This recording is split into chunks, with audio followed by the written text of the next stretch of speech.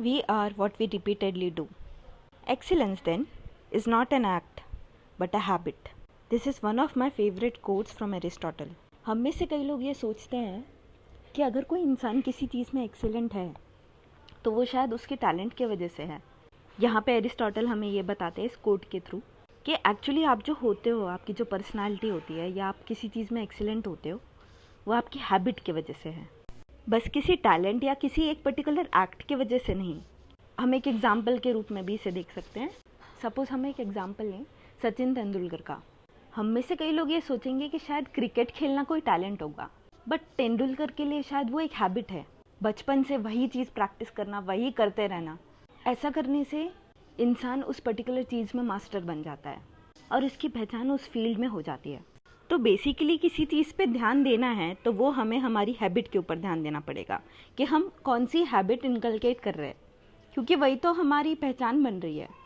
कुछ लोग ये सोचेंगे कि अच्छा, हैबिट भी हो सकता है किसी एक पर्टिकुलर इंसान को नेचुरली मिलती हो, ये डेवलप नहीं हो सकती है, बट ये टोटली गलत है। एक्चुअली आप अपनी हैबिट को बदल सकते हैं, जो कि लॉ ऑफ प्रैक्टिस से आती है। अब लॉ ऑफ प्रैक्टिस क्या है?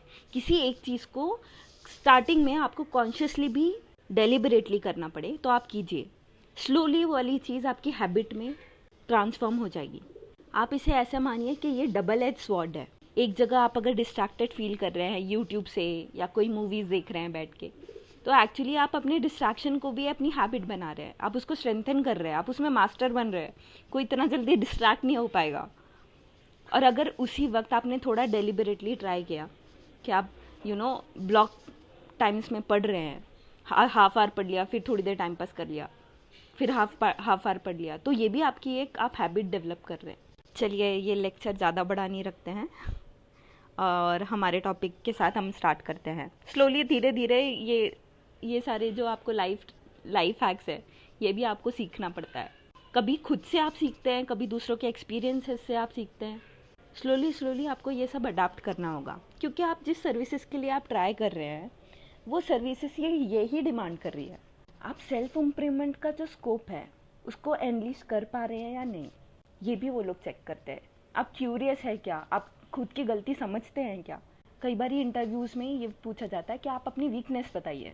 इसका मकसद क्या है? वो आपकी वीकनेस क्यों पूछना चाह रहे हैं आपसे? वो उसका रीज़न यही है कि आप अपने आप को कितना जानते हैं, क्योंकि आप अपने आप को नहीं जानेंगे तो आप दुनिया को क्या जानेंगे?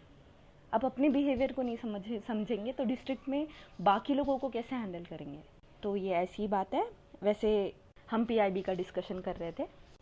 हमने पार्ट 1 के डिस्कशन में वेल्थ क्रिएशन की बात करी थी, जिसमें हमने invisible hand and hand of trust, ये दोनों कॉन्सेप्ट देख लिए थे। उसके बारे में एंटरप्रेन्योरशिप की क्या सिचुएशन है, क्या पोजीशन है अपने इंडिया में, उसके साथ ही साथ प्रो बिजनेस और प्रो मार्केट सिचुएशंस देखे थे। यहाँ पे मैं थोड़ा सा चेंजेस करूँगी। जो इकोनॉमिक सर्वे है उसमें bank nationalisation, NBFC sector, privatisation, GDP overstated है या नहीं, ये डिस्कशन, और थालीनॉमिक्स, ये सारे टॉपिक कुछ डिटेल में होंगे। इसके बैकग्राउंड आपको मुझे अच्छे से बताना होगा, वरना ये समझ नहीं आएंगे। इन सब टॉपिक्स को हम नेक्स्ट वीडियो में कंप्लीट करेंगे विद प्रॉपर बैकग्राउंड। आज हम लोग सेक्टर वाइज जो भी पर्टिकुलर्स है जो इकोनॉमिक सर्वे में दिया गया है और ये जिस्ट में कवर है, वो प्लस जॉब्स और ग्रोथ की कुछ बात करेंगे और ईज़ ऑफ डूइंग बिजनेस की बात करेंगे। क्योंकि मैं balance of payment, current account deficit और इस तरह के बाकी कॉन्सेप्ट बहुत ही डीपली कवर करने वाली हूँ। आप इस वीडियो पे बने रहे तो आपके बहुत सारे इकोनॉमी से रिलेटेड कॉन्सेप्ट्स क्लियर हो जाएंगे। साथ ही साथ इससे रिलेटेड कोई भी एमसीक्यू आया है तो आप इजीली सॉल्व कर पाएंगे। लास्ट में मैं 2 हैंडमेड मैप्स ये भी डिस्कस करूँगी, फटाफट से हो जाएगा। Let's start then. Economic survey सबसे पहले जॉब्स एंड ग्रोथ की बात कर रहा है नेटवर्क प्रोडक्ट्स के फील्ड में। नेटवर्क प्रोडक्ट्स की बात करें तो जो कंप्यूटर नेटवर्किंग है ये उससे रिलेटेड है। नेटवर्किंग में कौन कौन से प्रोडक्ट यूज़ होते हैं, जैसे रूटर, लैन केबल्स, स्विचेस, मॉडेम्स, ये सारी चीज़ों का अगर मैन्युफैक्चरिंग इंडिया में होने लगे तो एक्चुअली हम जो ट्रेड वॉर सिचुएशन बनी है चाइना और यूएस के बीच, जहाँ चाइना ये सब चीज़ का एक्सपोर्ट करता है, हम इस अपॉर्चुनिटी का यूज़ करके हम अपने एक्सपोर्ट को बढ़ा सकते हैं। तो इकोनॉमिक सर्वे यही कहता है कि जो China like labour intensive export trajectory है उसे हम पा सकते हैं। ये जो पूरा प्रोजेक्ट इंडिया बनाना चाहता है, इसे assemble in India for the world कहेंगे, जिसको मेक इन इंडिया से जोड़ने की बात की गई है। अगर सपोज गवर्नमेंट ये जोड़ देती है ये दोनों प्रोग्राम्स को, तो एक्सपेक्टेड रिजल्ट्स क्या क्या है? तो ऐसा माना गया है सर्वे के द्वारा कि it will raise export market share about 3.5% by 2025 और 6% हो जाएगा 2030 तक। इसके साथ ही साथ 4 करोड़ कुछ वेल पेड जॉब्स जो बड़े बड़े एमएनसीज में, चाहे गूगल हो या इस टाइप से बड़े बड़े एमएनसीज में लगेंगे, तो 2025 तक ऐसे 4 करोड़ जॉब्स क्रिएट होंगे। इसी के कॉन्ट्रास्ट 2030 तक ये 8 करोड़ तक जा सकता है। और नेटवर्क प्रोडक्ट्स में जो एक्सपोर्ट बढ़ेगा वो एक्चुअली कंट्रीब्यूट करेगा about 1/4 of increase in value added, जो कि हमारा टारगेट है $5 ट्रिलियन इकॉनमी बनाने का 2025 तक।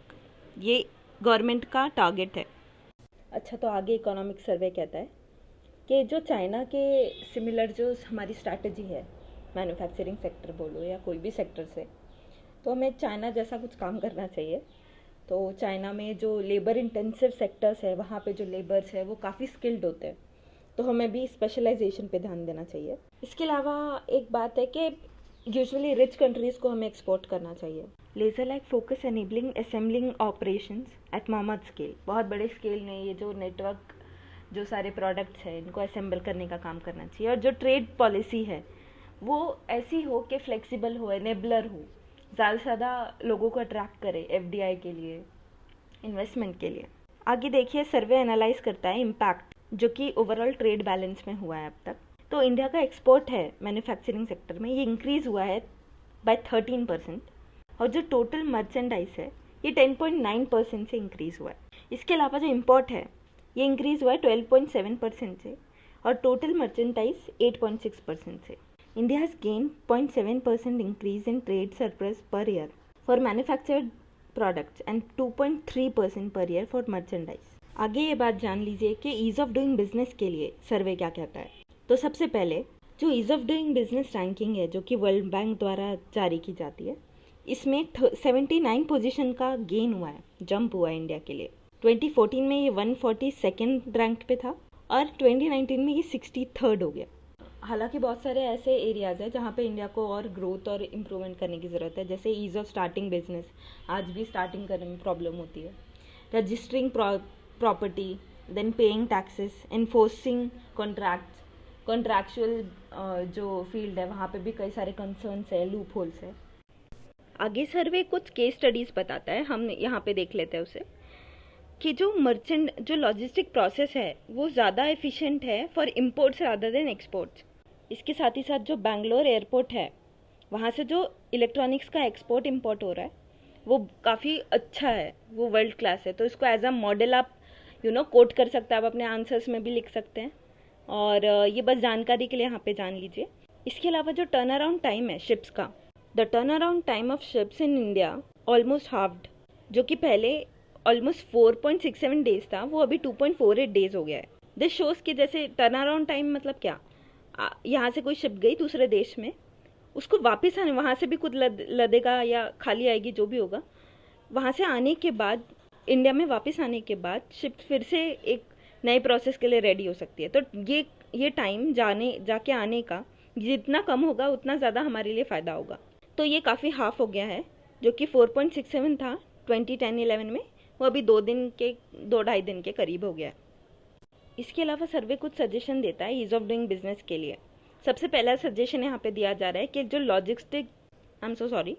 लॉजिस्टिक डिवीज़न है जो कि मिनिस्ट्री ऑफ कॉमर्स के अंतर्गत आएगा, इसको क्लोज कोऑर्डिनेशन के साथ काम करना होगा central board of indirect taxes and customs के साथ, जो कि मिनिस्ट्री ऑफ शिपिंग के अंतर्गत आता है। तो अगर देखो ये दोनों मिनिस्ट्रीज डिफरेंट हैं, इनके बीच में बहुत सारे कॉन्फ्लिक्ट्स हो सकते हैं, कोऑर्डिनेशन की कमी होती है। यहाँ पे आप कोई भी इंस्टीट्यूशन पैटर्न को आप देखें तो जितने ज़्यादा लेयर्स होते हैं, जितने डिफरेंट इंस्टीट्यूशंस इन्वॉल्व हो जाते हैं, उतना ज़्यादा कॉन्फ्लिक्ट बढ़ जाता है, डिसीजन मेकिंग कम हो जाती है। इस वजह से वो कॉन्फ्लिक्ट कम होना चाहिए। और सेकेंड सजेशन जो सर्वे बोलता है वो ये कहता है कि जो मैन्युफैक्चरिंग और टूरिज्म है इनको और टारगेटेड अप्रोच चाहिए ताकि इनकी रेगुलेशन और प्रॉपरली हो पाए, जो सारे बॉटलनेक्स है वो रिजॉल्व हो पाए। अब हम यहाँ पे सीधा जंप करते हैं India's economic performance in 2019 and 20 में। आगे जाने से पहले मैं आपको बताना चाहती हूँ, जो हमारा चैनल है यूपीएससी प्रो, इसके साथ ही साथ एक प्रो एमसीक्यू का भी चैनल क्रिएट किया गया है। उसमें प्रीवियस ईयर क्वेश्चंस अभी पोस्ट हो रहे हैं। अब यहाँ पे ड्रिल ये है कि प्रीवियस ईयर क्वेश्चंस पॉलिटी के जो पोस्ट हो रहे हैं वो एक्चुअली जो क्वालिटी क्वेश्चंस होते हैं वो ही इंक्लूड किए गए हैं। जो ट्रिकी और थोड़े डिफ़िकल्ट टाइप के क्वेश्चंस हैं वो वहाँ पे पोस्ट किए जा रहे हैं। इसके साथ ही साथ जो यूपीएससी प्रो है, यहाँ पे डेली बेसिस में जो सारे इंपॉर्टेंट आर्टिकल्स होते हैं वो सभी पोस्ट किए जाते हैं। अगर आपको दिक्कत है कि आपको द हिंदू में क्या पढ़ना है क्या नहीं पढ़ना, आप कंफ्यूज्ड हैं, तो आप बस दिन में वहाँ पे एक बार जाइए, वहाँ पे जितने आर्टिकल्स डले हैं उतने सारे आर्टिकल्स पढ़ लीजिए। अब सर्वे आगे बात करता है कि इंडिया की जो जीडीपी थी वो फर्स्ट हाफ में जो 1920 का ईयर था, मतलब लास्ट ईयर, वो 4.8 रही उसकी जीडीपी ग्रोथ, क्योंकि कई सारे प्रॉब्लम चल रहे थे। जैसे जो डिमांड थी ग्लोबली, चाहे वो मैन्युफैक्चरिंग की हो, और जो ट्रेड वॉर चल रहा था बिटवीन यूएस एंड चाइना, उससे काफ़ी इफेक्ट हुआ डिमांड में। इसके बाद सर्वे कुछ बताता है कि क्वार्टर फर्स्ट में क्या हुआ, क्वार्टर टू में क्या हुआ। तो ये सारे उतने इंपॉर्टेंट टॉपिक्स नहीं होते, तो आपको ये सोचना होगा कि कौन सी इंपॉर्टेंट चीज़ें हैं जो हमको पता होनी चाहिए, कौन सी नहीं है। यहाँ पे जितने भी टॉपिक्स हैं, यहाँ पे उनका जो बेस है, उनका जो बैकग्राउंड है, वो जानने की ज़्यादा ज़रूरत है आपको। उसके कॉन्सेप्ट्स पता होने चाहिए।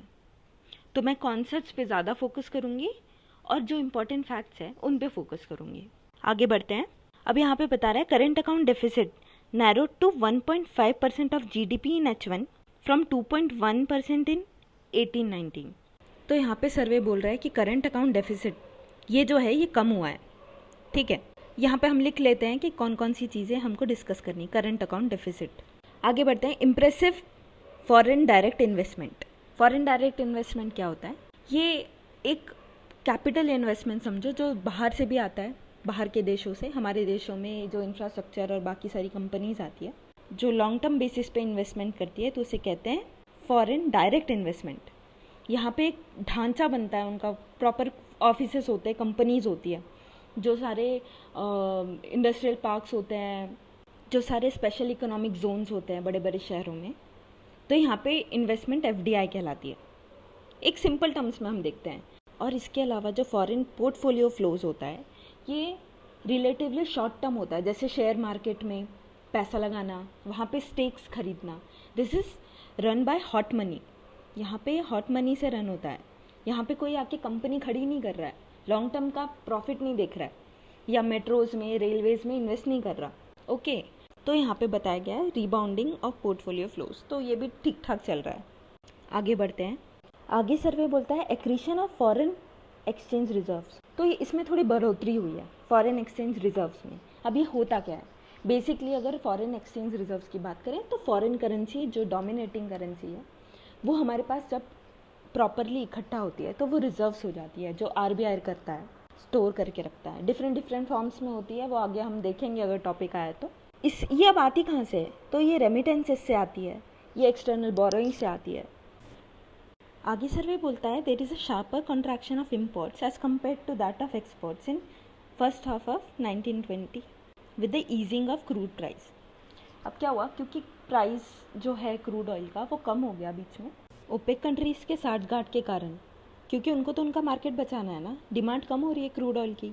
यहाँ पे पिक्चर में देखिए, काफ़ी छोटी है, I think I need to zoom in. Okay, यहाँ पे आप देखिए Iraq, Iran, Qatar, UAE, Saudi Arabia, Kuwait. ठीक है, ये मिडिल ईस्ट की कंट्रीज़ होगी। इसके अलावा इसके अलावा अफ्रीका की कुछ कंट्रीज़ हैं, एंड वेनेजुला एंड इक्वाडोर। तो यहाँ पे ट्रिकी चीज़ ये हो जाती है कि हमको ये तो पता है ओके मिडिल ईस्ट की होगी और अफ्रीका की कुछ कंट्रीज़ हैं, बट वेनेजुला और इक्वाडोर को आप स्पेशली याद रखें, क्योंकि यहाँ पे कन्फ्यूजन हो सकता है अगर ऑप्शन में आया कि ओके हमको लगा कि ओपेक मेंबर्स इधर नहीं है, साउथ अमेरिका में नहीं है, तो स्पेशली याद रखें। Will come back to the topic. तो जो क्रूड ऑयल के प्राइजेस कम हुए या ईज हुए, उसकी वजह से हमारा जो क्या कहते हैं इम्पोर्ट्स है वो उतना नहीं रहा, वो उसका तो वैल्यू कम हो गया ना एज़ कम्पेयर टू एक्सपोर्ट। ये बताना चाह रहा है सर्वे। इसके बाद सर्वे कहता है the headline inflation expected to decline by a year end. Okay, अब देखिए जो इन्फ्लेशन है ये तो आपको पता होगा कि यूजुअली जो प्राइजेस बढ़ जाते हैं अगर चाहे वो किसी भी रीज़न से हो तो इन्फ्लेशन उसे हम करार देते हैं उस सिचुएशन को। हेडलाइन इन्फ्लेशन यही होता है कि जो टोटली सारी चीज़ों को कंसिडर करने के बाद जो इन्फ्लेशन होता है उसे हेडलाइन इन्फ्लेशन कहते हैं। अब आप ये सोचोगे कि अलग से वर्ड क्यों दिया गया, क्योंकि there is another word call core inflation जिसमें फूड और फ्यूल को माइनस किया जाता है। तो हेडलाइन इन्फ्लेशन में फूड और फ्यूल ये दोनों को इंक्लूड किया गया है। आगे देखते हैं। Headline inflation is expected to decline by the year end increase from 3.3% in H1 to 7.35 in December due to temporary increase in food inflation. Okay, ये आपको समझ गया होगा। अगर कोई भी डाउट है तो आप कमेंट सेक्शन में एनी टाइम बोल सकते हैं, पूछ सकते हैं। आगे बढ़ते हैं। Rise in CPI core and WPI in December 1920 suggest building of demand pressure. अब क्या होता है, ये जो कंज्यूमर प्राइस इंडेक्स है और होलसेल प्राइस इंडेक्स है, ये हम लोग साइड में यहाँ पे लिखे जा रहे हैं कि आगे जाके हम लोग डिस्कस करेंगे डिटेल में इसे। तो इनमें राइज हुआ है। एक तरीके से आप मानिए कि होलसेल के स्टेज में भी राइज हुआ है और कंज्यूमर के स्टेज में भी प्रोडक्ट्स का राइज हुआ है प्राइसेस का। तो ये बताता है कि डिमांड प्रेशर काफ़ी बड़ी हुई है। अब यहाँ पे सर्वे कहता है कि जो GDP ग्रोथ है वो उसमें जो गिरावट हुई है इसके बहुत सारे कारण हैं, पर वो कारण डिमांड का ना होना, ठीक है, सही से इन्वेस्टमेंट ना होना, इसके बावजूद गवर्नमेंट ने बहुत सारे ऐसे स्टेप्स लिए हैं जो इसको काउंटर करने के लिए आगे हेल्पफुल हो सकते हैं। सबसे पहला, speeding up insolvency resolution process under insolvency and bankruptcy code. जो NPAs बढ़ रहे थे बैंक्स में, PSBs में, तो उससे निपटारा करने के लिए ये इंसॉल्वेंसी एंड बैंकरप्सी कोड ये लाया गया। तो अगर बैंक किसी छोटी कंपनी को या बड़े कॉर्पोरेशंस को भी लोन देता है तो इस कोड, जो कि एक एक्ट के तहत 2016 में बनाया गया था, इस कोड के तहत उनके बीच में नेगोशिएशंस हो सकते हैं ताकि जो पैसा है उसको प्रोडक्टिवली वापस लिया जा सके। क्या रिकैपिटलाइजेशन की ज़रूरत है उस कंपनी को, या ऐसे कौन से स्टेप्स हो सकते हैं जिसमें नेगोशिएशन हो सकता है। तो ये कोड बनाया गया ताकि वो सभी चीज़ों का निपटारा जल्दी हो सके। इसके आगे देखें तो easing of credit particularly for stressed real estate and NBFC sectors. Okay, next comes announcing national infrastructure pipeline जो कि 2019 से 25 तक चलेगा। Survey expects an uptake in GDP growth in H2 of 2019-20।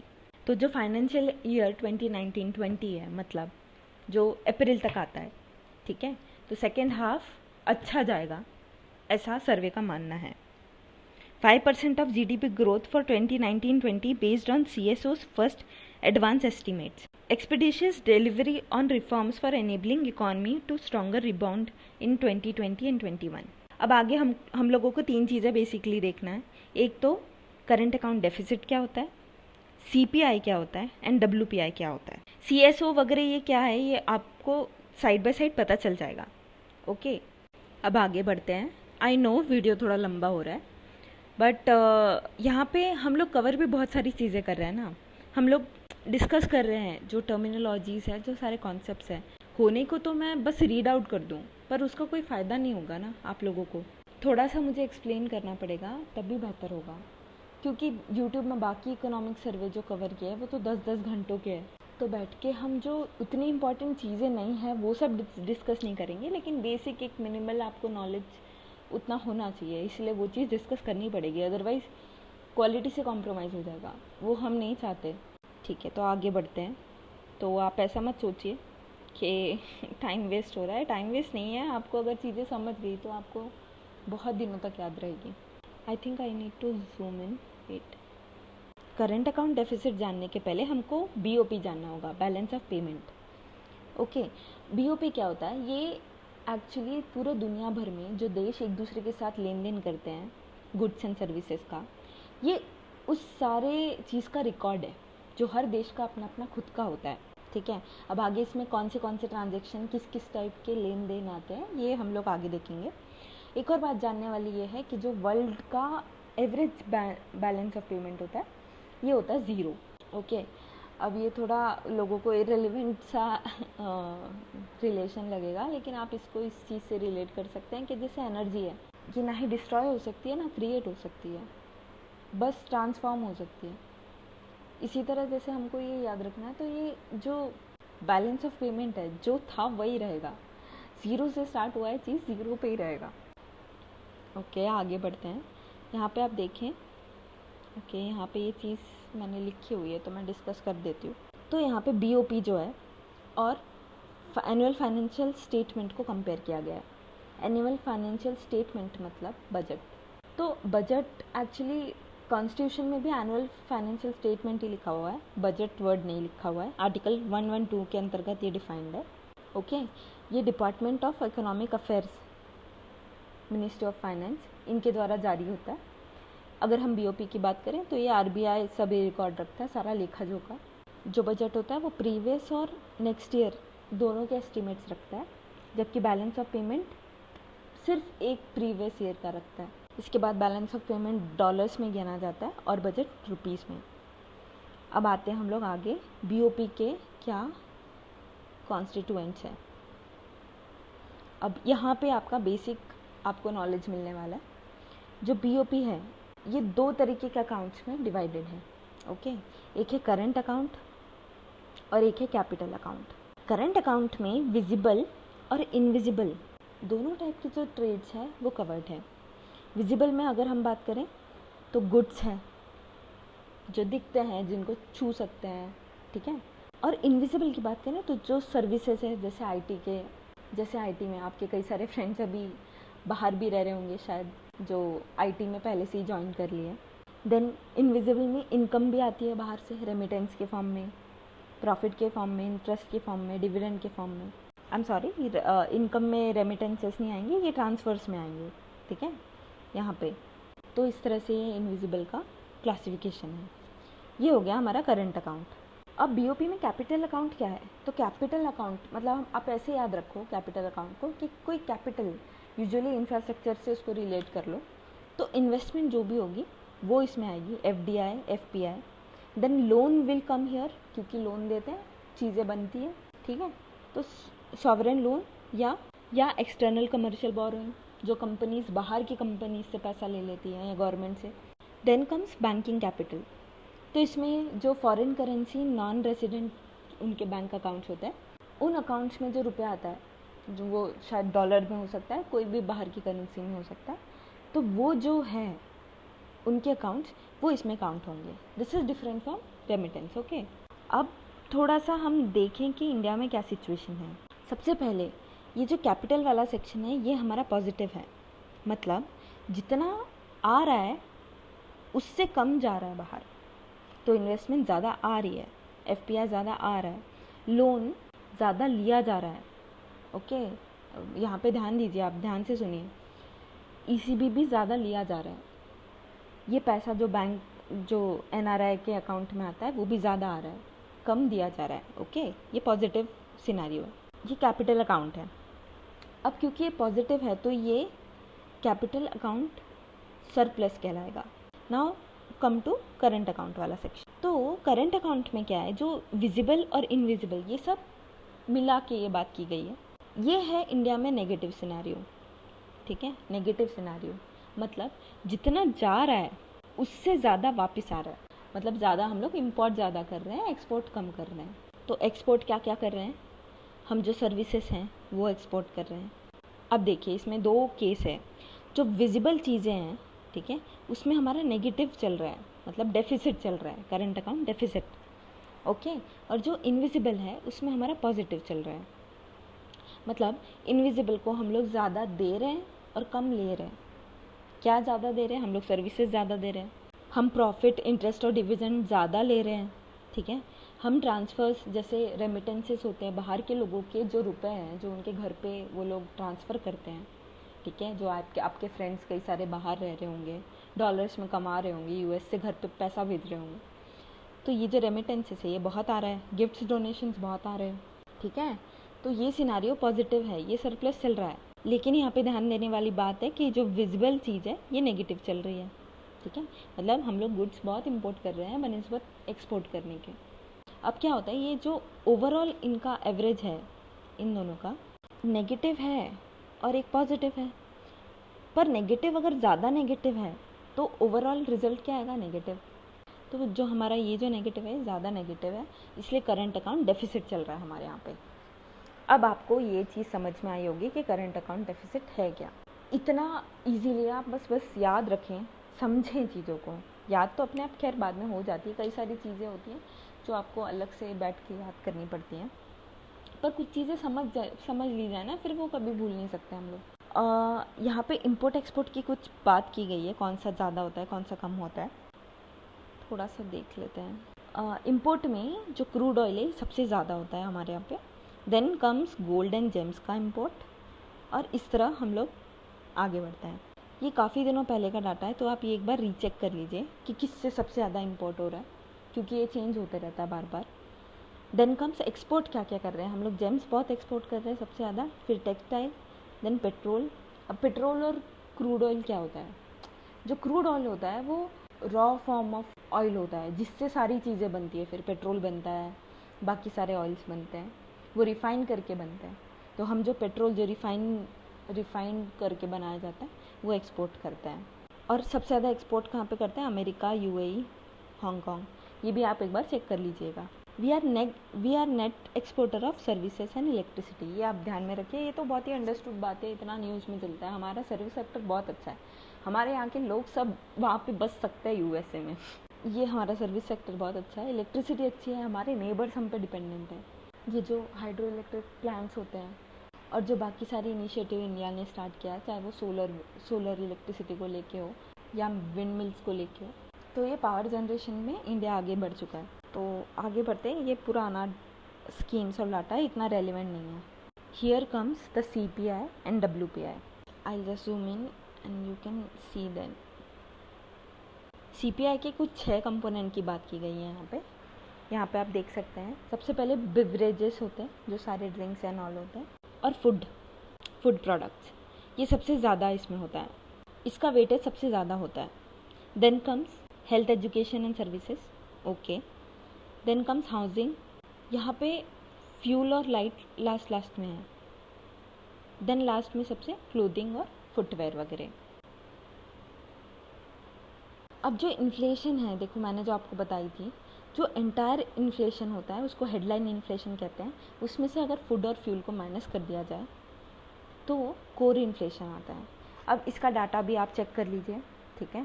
ये अंडरस्टैंडिंग के लिए मैंने आपको बताया है, अंडरस्टैंडिंग के लिए बहुत ज़रूरी है डाटा, बार बार रिवाइज होते रहता है, आप चेक कर लीजिएगा एक बार। अगर हम सिर्फ फूड के इन्फ्लेशन की बात करें, क्योंकि फूड तो बहुत ही क्रूशियल और एसेंशियल चीज़ है, तो कंज्यूमर फूड प्राइस इंडेक्स ये इसको दर्शाता है। यहाँ पे एक प्राइस स्टेबलाइजेशन फंड इसकी बात की गई है। ये एक्चुअली फूड के जो प्राइसेस को है उसको मेंटेन रखने का काम करती है, एक मिनिमल चीज़ मेंटेन रहे। इतने सारे लोग डिपेंडेंट हैं, फूड सिक्योरिटी की बात करती है गवर्नमेंट, तो वो चीज़ें मेंटेन करने की बात करती है। ये ministry of commerce, I am so sorry, ये मिनिस्ट्री ऑफ कंज्यूमर अफेयर्स के अंतर्गत आता है। अब यहाँ पे थोड़ा क्लासिफिकेशन देख लेते हैं। जो CPI है, जिसमें ये सारे कंपोनेंट्स वगैरह इंक्लूड किए गए हैं, जैसे मैंने बताया, इसमें 3 क्लासिफिकेशन है। सबसे पहले CPI for industrial workers, then comes CPI for agricultural labourers and rural labourers, third comes CPI for urban non manual employees, okay.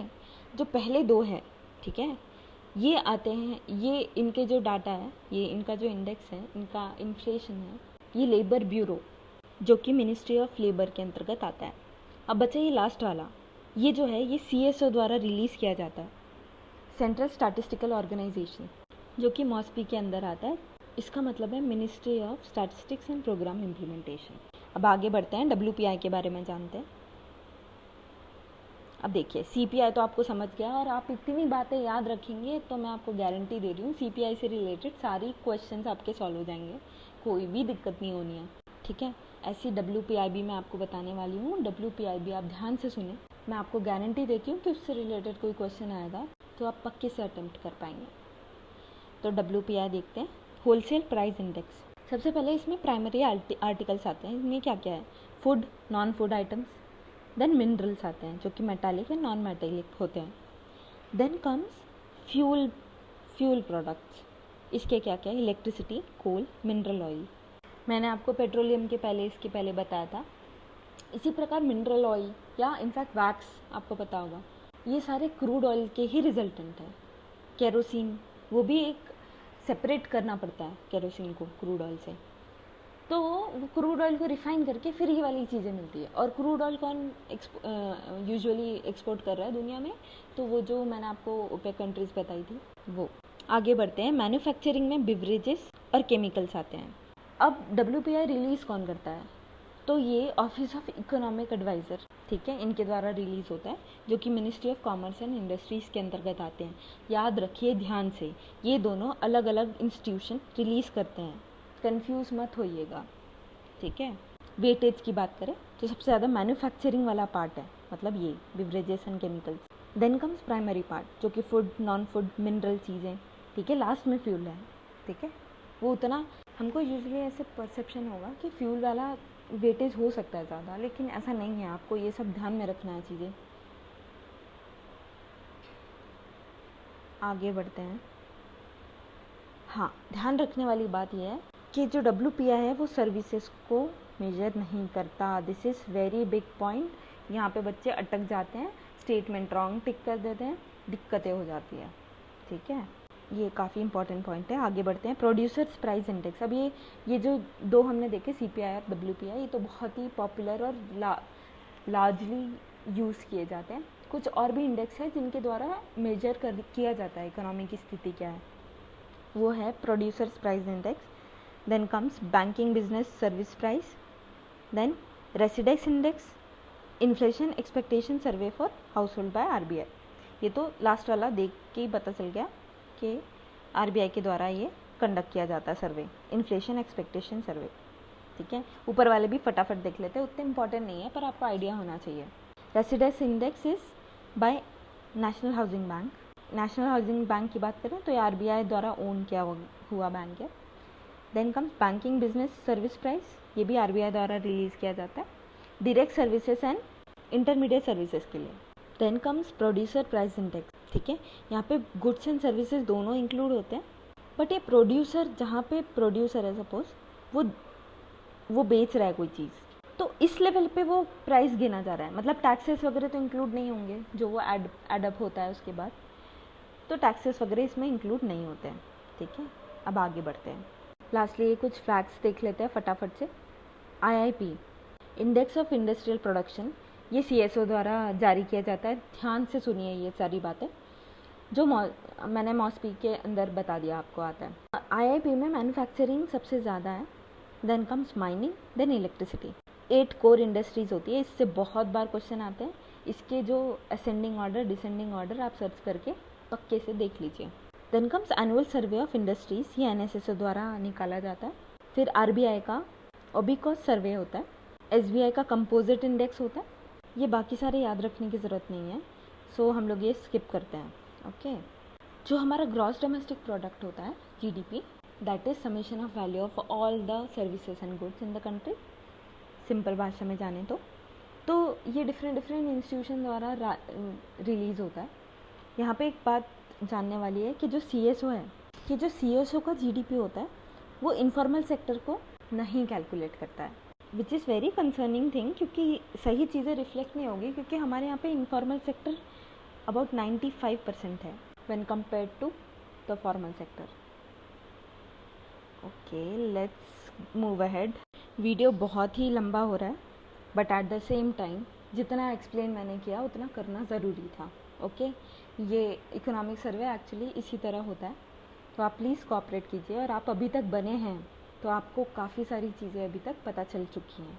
इसके बाद में जो फिजिकल डेवलपमेंट्स के बाद हम डिस्कस करेंगे तो आपको इजीली चीज़ें समझ आ जाएगी। और अगर कोई चीज़ ना भी समझ आए तो मैं साथ साथ में एक्सप्लेन करते जाऊँगी, ओके। तो आप वरी ना करें। और ये फिजिकल डेवलपमेंट से एंड तक, इकोनॉमिक सर्वे के एंड तक हम लोग डिस्कस कर लेंगे नेक्स्ट पार्ट में। प्लस मैंने जो स्टार्ट में बताया था, जो 5 टॉपिक बचे हुए हैं वो भी हम ट्राई करेंगे कवर करने का। मैं पूरी कोशिश करूँगी कि नेक्स्ट पार्ट में वो हो जाए, क्योंकि आप लोग ज़्यादा बड़े वीडियोस पसंद नहीं करते, लेकिन एट द सेम टाइम आपको ये समझना होगा कि जो कॉन्सेप्ट है उसको समझना बहुत ज़रूरी होता है। कुछ मैपिंग देख लेते हैं, 1-2 मैप्स, फिर बाद में कंक्लूड करते हैं सेशन। ये इंडिया का मैप है जो कि कॉटन और जूट की लोकेशन बता रहा है। यहाँ पे आप रेड कलर में देख सकते हैं तमिलनाडु का कुछ पार्ट, महाराष्ट्र, आंध्र प्रदेश, गुजरात, राजस्थान और मध्य प्रदेश का ये कुछ एरिया, प्लस यहाँ पे हरियाणा पंजाब वाला एरिया, यहाँ पे कॉटन पाया जाता है। कभी कभी हम कंफ्यूज हो जाते हैं कि डाउन साउथ एकदम नहीं होता होगा कॉटन, और एकदम ऊपर नॉर्थ में भी नहीं होता होगा, पर यहाँ पे आपको ये इसीलिए ये काम में आता है मैप। इसके बाद हम जूट देखें तो ये काफ़ी कॉमन सी चीज़ है कि यहाँ वेस्ट बंगाल, उसके बाद में उड़ीसा का कुछ पार्ट है और असम का कुछ पार्ट। आप सभी मुझे कमेंट सेक्शन में कमेंट करके बता सकते हैं अगर आपको ऐसे वीडियोस चाहिए जो मैप डिस्कस करें, क्योंकि मैपिंग इज़ वन थिंग जो एकदम ब्राउनी पॉइंट्स होते हैं, आपको पता है तो पता है, आपने लगा दिया टिक।